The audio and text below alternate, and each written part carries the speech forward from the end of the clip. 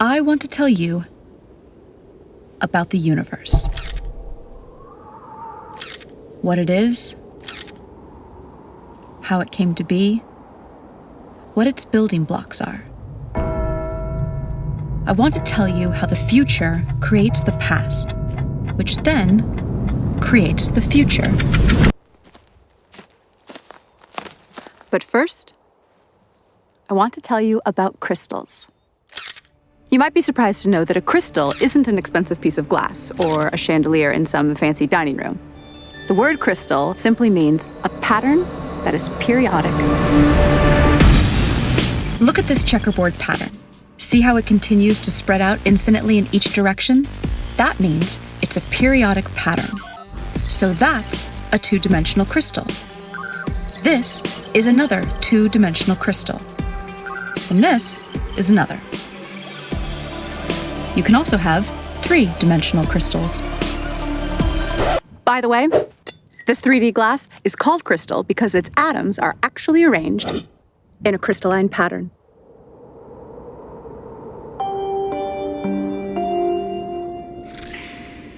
So, see how I'm projecting this three-dimensional crystal to a two-dimensional image on the sand? See how the 2D projection looks distorted because of the angle of the projection? That 2D image also has a pattern, but it isn't periodic. So, it's not a crystal. But there's a deep connection between the 2D object on the sand and the 3D mother crystal. This distorted 2D pattern is called a quasi-crystal. A quasi-crystal in a certain dimension, in this case 2D, is a projection of a crystal in a higher dimension, in this case 3D. A group of physicists in Los Angeles is working on a new physics theory where a particular 8D crystal, yep, that's right, an 8-dimensional crystal, is projected to 4D at a very particular angle, which forms a 4D quasi-crystal. And from this 4D quasi-crystal,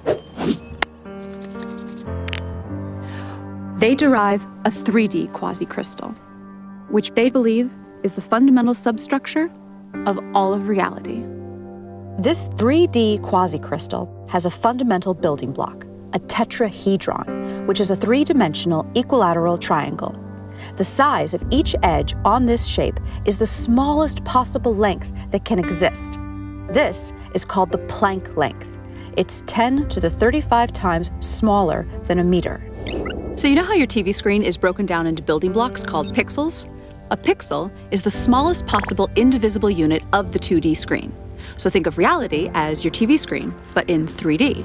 And think of the tetrahedron as a 3D pixel, the smallest possible indivisible unit of reality. The tetrahedra in the quasi-crystal combine with other tetrahedra, using complex mathematical rules, to fill up all of the space in the universe. Each tetrahedron only has a few specific states in which it can exist at any given moment. And because of the rules of how these pixels connect to each other, if one tetrahedron is in a certain state, this dictates the states of many other tetrahedra throughout all of space. But here's the weird thing. If a certain tetrahedron can be in any one of just a few possible states in a given moment, who or what chooses the state it should be in at any given moment? Well, for such a choice to be made, we need to scientifically, mathematically, and logically bring in a new element into physics. And that element is consciousness. If you're not a scientist, you might be surprised to learn that nobody actually knows the exact value of the speed of light. We have a close approximation, but not the exact value. The closest we can get to measuring it has to do with the precision of our machines. But no matter how precise our machines get, we will never be able to measure the exact speed of light without a theory that tells us what it is and why it is. And none of the current physics theories do that. Oh, look, Professor Einstein, you look so cute.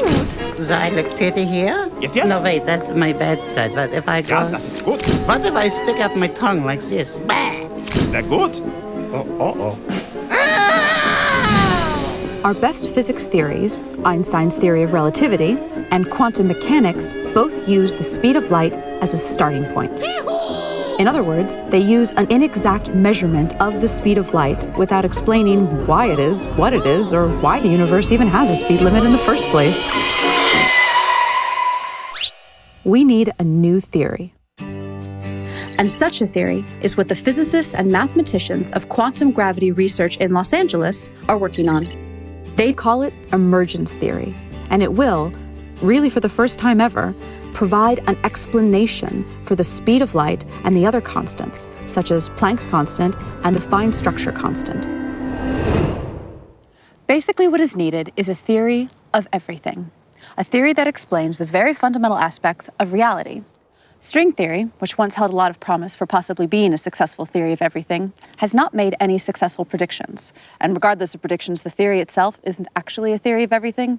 It's just not, because it can't explain the speed of light or the other constants.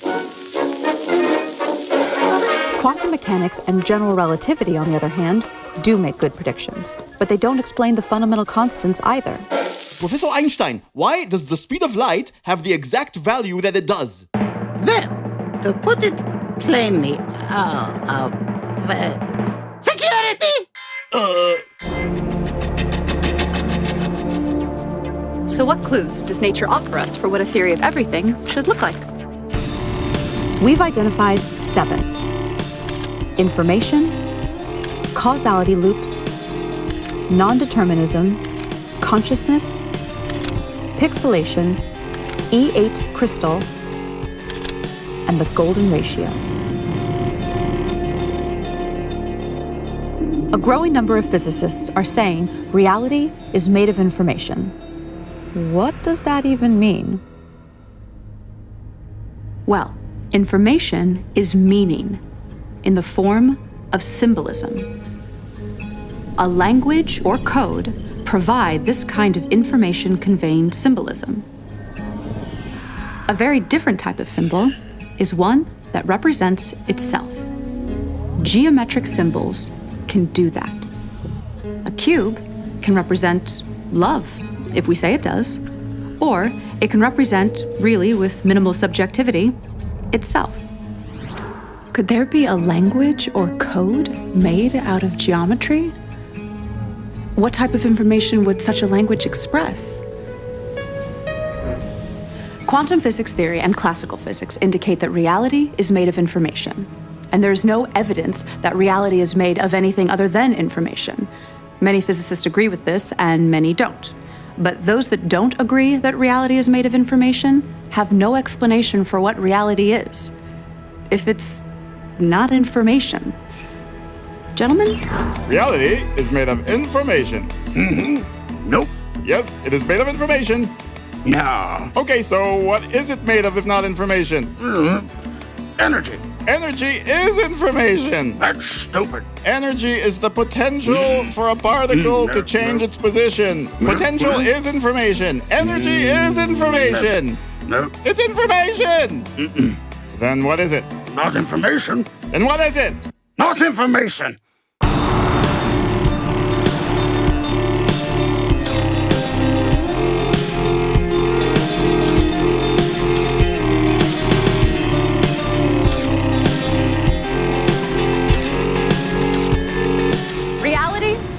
Geometric.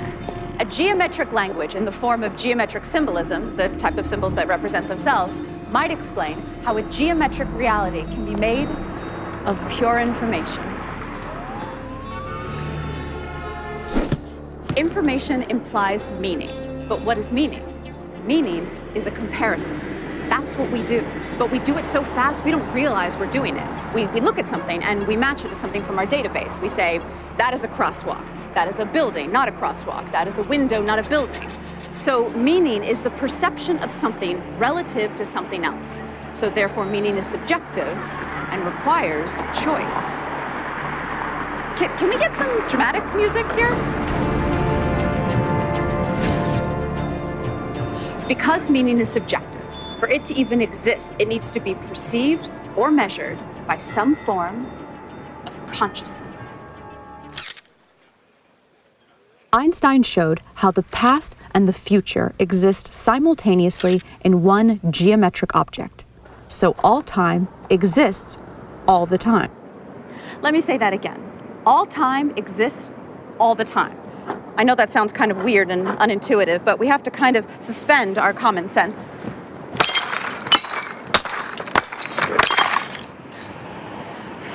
And accept that mathematically, and according to the best physics formulas we have, that actually makes sense. So, let's visualize the geometric object that Einstein spoke about as a block. Remember the tetrahedra, the building block pixels of reality I told you about?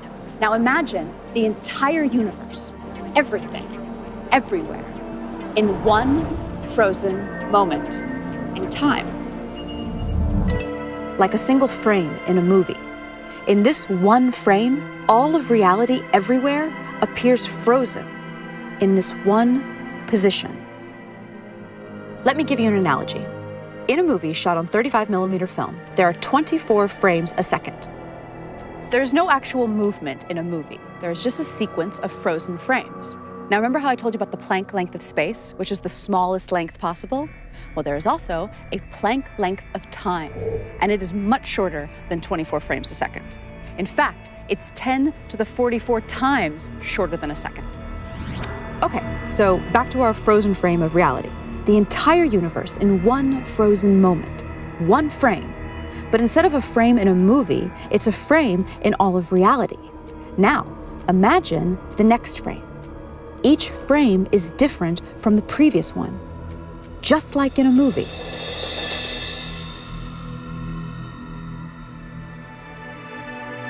See how all frames exist in Einstein's space-time all at once?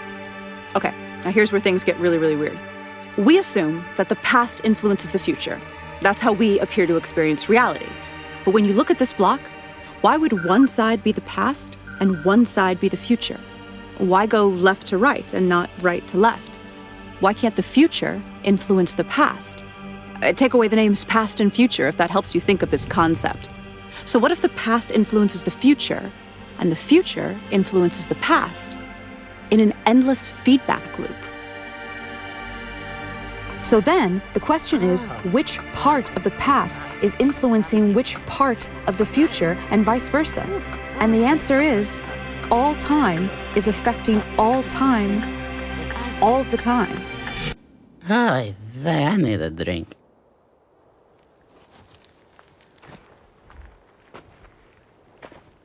Is this even possible? Can me 20 years from now influence me now, just as I influence her?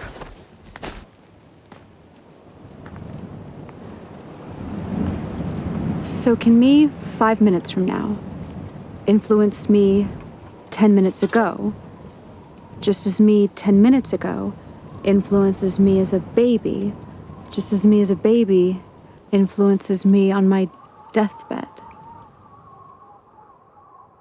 This is too weird to even grasp. But everything we know says this is the way it is. Am I stoned? Okay, so if every moment is co-creating every other moment, both forward and backward in time, then reality would be this massive neural network spanning space and time. This type of network would have one even way stranger quality than anything we've talked about so far. It would be its own creator. But the fact that all time exists all the time does not mean that the future is written in stone, and we're some kind of programmed animation or something. That's what they used to believe, though. Years ago, it was popular to believe in the somewhat bummer idea of reality being a deterministic program playing itself out. Light is scattered by electrons and bounced off electrons. The famous double-slit experiment ruled out determinism. Look it up if you've never heard of it. It's wild and is one of the cornerstones of modern physics. But for now, take my word for it. It ruled out determinism and ushered in a new era of non-determinism, or basically, free will. So, how does free will work? One of the most surprising discoveries of quantum physics is that reality only exists when it is observed. That literally, particles do not exist until they are observed.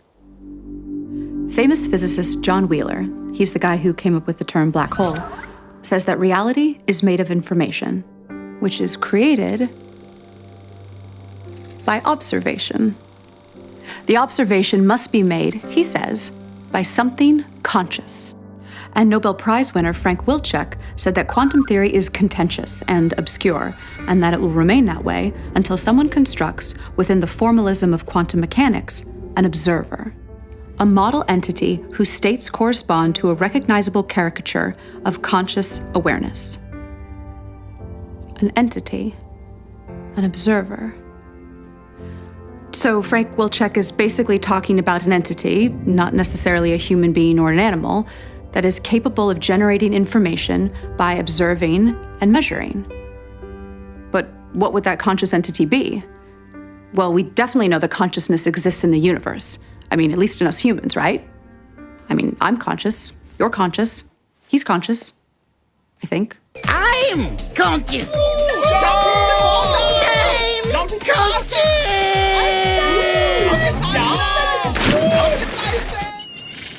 Consciousness relates deeply to physics in ways not yet fully understood. In fact, consciousness is kind of like one of the least understood things in all of science. Nobody knows exactly what it is. Weird, right? So if reality is pure information, if everything, energy, matter, thought, if it's all information, then it becomes clear that reality deeply ties into consciousness in some way, as if the fundamental stuff of reality is somehow consciousness. Did consciousness and information somehow emerge in a causality feedback loop? German physicist Werner Heisenberg developed the first equations of quantum mechanics using a type of math called matrix theory. He deduced that space and time were pixelated into indivisible three-dimensional Planck-length units, just like the two-dimensional pixels on your computer screen. It's good to be made of pixels. The mathematics indicated this. Mathematics. I love mathematics. Your pizza, Professor. And pizza. Oh, I love pizza. Especially pixelated pizza. And interestingly, there was no solid experimental evidence for smooth, in other words, not pixelated, space-time. Pizza. Not pixelated. Not pixelated. Pixelated. We are not pixelated. Not pixelated. Yes, you are, morons. Your mother is pixelated. This is smooth. There is no evidence of that. And the mathematics show it is pixelated, so it must be pixelated. Oh, that's interesting. Bullshit. It must be pixelated. Bullshit, bullshit, bullshit, bullshit. On the other hand, most scientists agree that a length can be no shorter than the Planck length, which suggests reality is pixelated. There is no length shorter than the Planck length. That means reality is pixelated. I'm not pixelated. I'm not. Dude, you're kind of being a little like one of those people who deny evolution because they can't handle the fact their ancestors were monkeys. Are you a monkey? Huh? Are you a little monkey? We believe that until a quantum gravity theory of pixelated spacetime is discovered, the issue will remain confusing for everyone. What type of geometric code would describe a pixelated reality? 80 years of smashing particles together in particle accelerators, such as the famous Large Hadron Collider in Geneva, have given us a strange clue that all the fundamental particles and forces convert into one another. Like they literally transform from one to the other, according to a process called gauge symmetry transformation. And all of these conversions correspond to a shape. And not just any shape, an 8-dimensional shape. Now this shape forms a crystal. Now remember, crystals are periodic patterns of a certain shape, like that checkerboard is a 2D crystal made up of squares. So this crystal is of a particular 8-dimensional shape, and this crystal is known as the E8 lattice.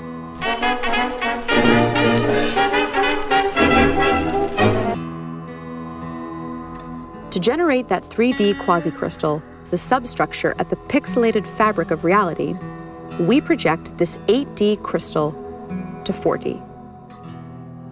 And then we convert that to 3D. Now, just like the basic cell shape of the 3D cubic lattice is the cube, the cell shape of the E8 lattice is an 8D shape with 240 vertices. We call it the Gaussian polytope. When the Gaussian polytope is projected to 4D, it becomes two identical shapes of different sizes. The ratio of their sizes is a unique number, 0.618, also known as the golden ratio.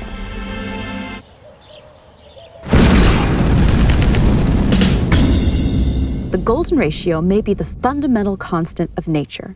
It is a ratio that is fundamental to circumscribed equilateral triangles, and it's weirdly ubiquitous in the universe, appearing everywhere from the quantum to celestial scales. Ever so interestingly, it appears in black holes. I don't want to fly into a black hole! I wish I never realized your existence!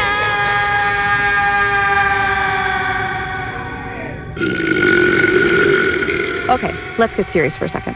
Here are 3 quick facts for you science heads. The golden ratio is the precise point where a black hole's modified specific heat changes from positive to negative.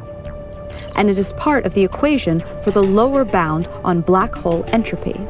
The golden ratio even relates the loop quantum gravity parameter to black hole entropy. Why does this support the claim that the golden ratio is the fundamental constant of nature?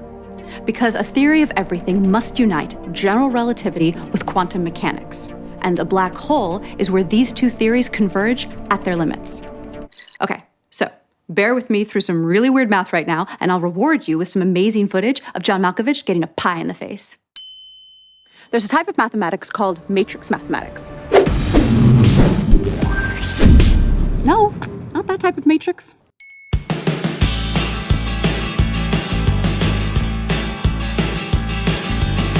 Matrix math is the type of math that quantum physics uses in its formulas.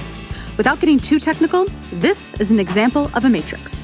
A matrix is just a group of numbers that are arranged in columns and rows. And there's a certain amount of combinations for these numbers inside the matrix. Like if a matrix has 4 numbers inside it, there are 24 different possible combinations for those 4 numbers. Quantum mechanics uses matrices that are binary, so they only contain various combinations of 2 numbers. Each of these combinations of numbers has a value. It's called an eigenvalue. Some eigenvalues are called trivial. These are values like 1, 2, and 0. And some are called non-trivial. And those are all sorts of more complex-looking numbers. So, here's the interesting part. Where's that interesting part? Oh, yes, here. The highest probability non-trivial eigenvalues that show up in binary matrices are, ready for this, the golden ratio and -1 over the golden ratio. So we now see a deep link between black holes and quantum mechanics because the golden ratio appears deeply in both black hole physics and in quantum mechanics. Okay. Good job bearing with me. So, here's your reward. John Malkovich getting a pie in the face. No, no. But I'm not John Malkovich. Pie! The golden ratio appears to startling accuracies in many other ways throughout the universe in scales both large and small. It is so prevalent that its existence simply cannot be looked at as coincidental. In the past, the appearance of this ratio has usually been ignored by scientists because they had no way to explain it. So interest in it was considered the stuff of amateur scientists. But now, for the first time, a rigorous quantum gravity theory is being developed, which predicts the golden ratio's existence, literally, everywhere. So what would a theory of everything look like that answers these 7 clues we just presented? Information, causality loops, non-determinism, consciousness, pixelation, E8 crystal, and the golden ratio. So we think reality is a mosaic-like code or language at the smallest scale of reality possible, which is called the Planck length. Particle accelerator data tells us that all particles and forces relate to one another according to a higher dimensional crystal called the E8 lattice. But reality appears to be 3D. So we project a slice of this E8 crystal down to 3D, which produces a quasi-crystal code or language. And that allows these geometric symbols to build up to the ordinary world of particles and forces that we see around us. Now, this geometric language has rules, but it also has syntactical freedom like any language. And that requires some notion of a chooser to choose the free steps in the language. Now, the notion of randomness doesn't work so well when it comes to codes because meaning starts to break down. Besides, there's no decent experimental evidence for randomness in nature in the first place. A universal collective consciousness is one answer, but that sounds new age and religious.